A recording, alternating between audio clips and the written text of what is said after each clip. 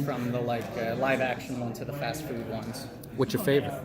What's my favorite? There's the one, it was from Taco Bell, I think, that's like the wacky wall crawler. Yeah. With the sticky wingtips where it goes down. That was fun because I would do that on my dressing room mirror. I mean, they're mostly, I have the collection of all of them to fill the void of me not having one that looks like me.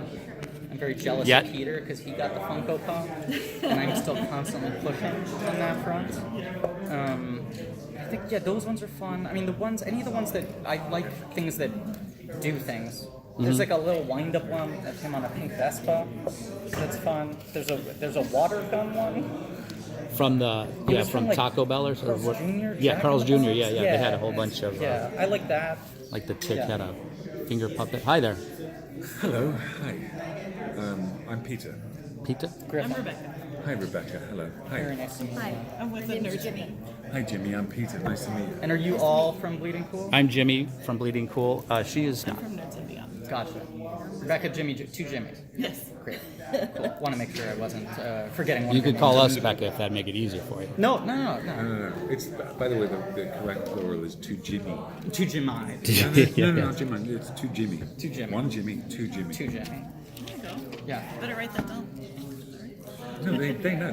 They're Jimmy. They know. Yeah, get it all the time. So let's first start off with maybe talk about the new costume, the Tick's new costume. Next question, please. Next question. Tick's old costume. Next question.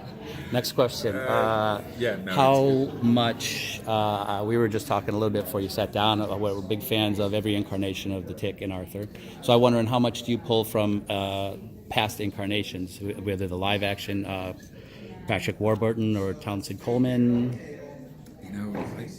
I consciously tried not to be influenced by those performances, and they're both so endearing, and they're definitive because they define the character. It's like even so, there's no way that it wouldn't just seep in, but I didn't.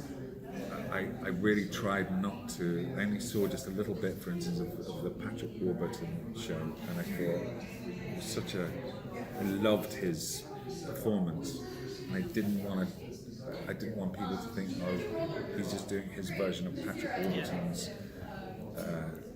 portrayal. So the bits that I saw, I just loved, and there's no way that couldn't have seeped in. But I wanted to have my own take on it, and Griff's been a huge fan That's the of thing. the Tick Right. all his life. I have so a huge it's like, burden of having it in my brain and knowing I liked it. And so then there's that challenge of just like, well, there's a notion in my head that's very well established of who Arthur is and how he moves and what he sounds like. Even though 3 other people played him before, the universality of those different performances clicked in my mind, and then you have to not get caught in the rut of trying to do an impression of them. Right. Yeah. Which a lot of that was just the script was so different, and especially Arthur's journey in season 1 was so different than anything anyone has gotten to do with Arthur, that I would try to focus to some degree on like, just take this scene as a scene, don't think about the fact that this is a character you've grown up loving. But there is that feeling of like, I remember going with my friend to see Captain America Civil War, and when Tom Holland came on screen for the first time, we were like, oh my god, that's Spider-Man. And it wasn't, oh, he's doing a good performance. It was like, this guy's fundamentally Spider-Man. That feels like what Spider-Man feels like in my mind. He doesn't sound specifically like some other version. But so I tried to find the midpoint between what are the key elements that all the different versions of Arthur have that I want to capture so that it feels right in that way, and then how much can I just on the day approach the scene as an actor and do it the best I can without worrying about living up to expectations, because it's kind of overwhelming. I had to downplay how much of a fan I was when I was auditioning and meeting with Ben, because I could tell he wanted people who didn't feel beholden. And then after I'd gotten the part and I started asking all these questions, I could see the terror in his eye of just like, this guy catfished me. You know all these characters? Are you the set expert? If they're Oh, to a degree, yeah. Sometimes I'm even the guy who like nudges Ben and goes, could we do this thing from the comic? Like I'll remind him sometimes. I don't think Tick would do this. Yeah. you get it. But of the cast, I think I'm the one who's the most obsessive about the history. Yeah. More than Ben, really. Yeah. Funny. Yeah. So you, the relationship between your characters is, how's that going to sort of develop and evolve this coming season? I guess it's like it's just like watching this friendship continue, and like it feels like Arthur in a way rejected Tick's friendship for most of the first season, and that was what Tick wanted more than anything, was for Arthur to be his friend. So now they are friends, and that's all that Tick wants. And there's just something I enjoy about just watching Tick and Arthur. Those scenes of them doing not really very much. And season 1 was so much sort of like the romantic comedy of our courtship, Yeah. you know, and all the like banter trying to get to the point where we realized we want to be together. Yeah. And you know, most like romantic comedies end with, oh, the successes, they ended up together, now they're happy. But then you know in real life that it's like, no, relationships take work, whether they're friendships or your Yeah. family or your lovers or anything. They're people But you as- have to like put work into, and so that's the dynamic in season 2 is like, okay, how do we like keep this functional? Yeah, but they have like pretty functional relationship. It's There's no more resistance on Arthur's side. He's so fully accepted the Yeah. Tick and what Tick represents and the life he's going to live now. Yeah. The fear of, I shouldn't get involved with this guy, I don't belong in the battlefield, is gone. that's gone. So now and there are it's like, little right. little niggles that Yeah. annoy we sort of rub up against each Right. other a little bit, but on the whole, it's quite a successful Yeah, marriage, yeah. and they think each other's really pretty cool, you know. Ben said to me once that one of the things he's tried to do with the Tick in every version is put forth a sort of version of male intimacy that you don't often see, where Yeah. it's not couched in any jokes, like, you know, and it's not couched in any sort of machismo Yeah. and sort of detachment. That Yeah. it's like a show about two people who really kind of love each other and work well together and And need but- each other, but and aren't also- too cool to admit it, how much Yeah. they mean to each other. Yeah, and I guess it highlights a difference between machismo or whatever how did you pronounce it? Machismo? I mispronounce most words. Machismo. Yeah. And like, so yeah, that's a really good point of like these two guys who are intimate friends. Yeah. They hug each other, but also like Tick is the strongest human being on the planet. Arthur's one of the weakest. But like it's There's no conflict there. No, but there's no Yeah. there's The conflicts this season are more about what the Tick and Arthur are facing together. Yeah. There isn't sort of the infighting conflicts that comes with the refusal Yeah. to call sort of No. stuff we had to do in season 1. and they don't like they have pretty similar opinions. you Yeah. know. They don't like wildly differ on issues. They're trying to figure out how to execute things. Yeah, Right. yeah.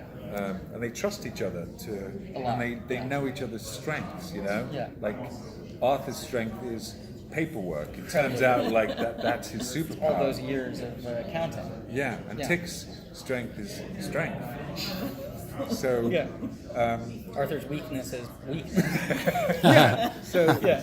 you get to see the like when the this paperwork, like Tick just is really he's almost in tears I mean, sometimes. Peter will with play it you as know? like a physical ailment. Anytime there's a lot of forms on the show because we get involved in this Shield-like agency, and unlike the Marvel universe where they cut past all the registration, Yeah. we have to spend many weeks going through Yeah. the corridors of power, and it literally Peter like has in his performance it's like a physical, it's kryptonite being brought close to him. He starts sweating, Yeah. he's sort of convulsing, clenching it's- up, and I have to sort of calm him down. Yeah. So, like, I got this.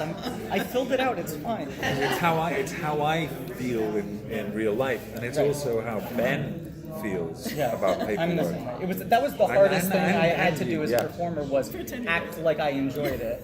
But the other thing with the Tick is that like the questions in his life are like who's good, who's bad, what should we do, fight crime. Yeah. The questions that he can't answer are name, location. Yeah. You know, like those things Origin. freak him out. Yeah, the props department on the show was so good, would fill out all the forms for us because you have to do so many copies of it. They would, print out multiples with the answers filled in, and they they'd would write put in them. these amazing Yeah. location, Arthur's apartment, you know. Yeah, they'd write all the stuff in characters. Yeah, Such special great skills, attention to detail. hanging out with Arthur. It was just like, he only understands himself in relation to this guy. Yeah. Do you have any questions, or are you just along for the ride? I'm not. No pressure. I'm still thinking. You're still I've thinking. been thinking of questions. Okay. Well, actually, Yeah. is there anything that you can tell us about season 2? Like, what's coming? Like, just a word to describe it? Yeah, it definitely feels bigger Yeah. and messier. It's strange. Very weird. It's, Very weird. there are things in this Yeah. show that I would never have imagined that I would see. I have a tough Let alone time. perform. Like, when you have like a tough day at the office on this show, you try to like explain it to someone and they don't get it. Yeah. You know, because they go like, "Hey, how are you doing?" Like, "Oh, it's a rough day. I spent 8 hours feeding lobsters." Yeah. You know, and Yeah. you From my own mouth. right. It starts to become normal the things you do, or like, Yeah. today was tough. The dog didn't know its dialogue. Yeah. So we had to do a lot of takes. And, There's some things Yeah. that I don't think I can explain even after Having done it. we've shot them Right. and they're part of the show. I don't think Right. I can explain them. Yeah, and TV is such that you don't have the whole season figured out when you start filming. So it's not like doing a movie where you have the script and you know the whole thing. You have time to come to terms with it. You're getting new pages every day, Yeah. and you're going, okay, I guess I gotta just learn this. You don't have time to really interrogate the reality. You Yeah. just go, I just gotta make it feel real. Yeah, it's crazy. Okay. I think we got Yeah, they're trying. One final question. Do we have one? Where we saw a lot of, we got word of some teases of some superheroes, and we saw the. Is that going to be a main villain for the second season? Lobstercules, the Is that where I want to know? Is that Lobstercules? Where do we land? Where do we land on that? Lobstercules. We Lobstercules. go over. We sort of litigate how to pronounce it, but we end up settling within the show on Lobstercules. Yeah. Lobstercules is a main character this season. I mean, we have a lot of them, and I think a lot of this season is about the Tick and Arthur came to prominence at a time where superheroes weren't really around. Yeah. And they were fighting the Terror, who is a clear-cut bad guy, one of the worst guys there ever was. And now we're dealing with a lot of gray area. We have a lot of heroes coming in, and we're trying to figure out if they're doing it for the right reason. We have a lot of people who look bad but might be good, and people who look good who might be bad. Different types of conflict. So, I think we want to be vague about who the primary antagonist of the show is. I get it. Because I think part of the show is about us not knowing who we're actually fighting against, or if we're fighting, or Bigger any of evil. that. Okay. Yeah. Thank you guys. Thanks for your time, man. Appreciate it. Lovely to meet you. Lovely meeting you. Yeah. Thank you so much. meeting you. We're going to rotate Thank you. other. Like, we have to use this table for other interviews, so I'm going to ask you to Beat it.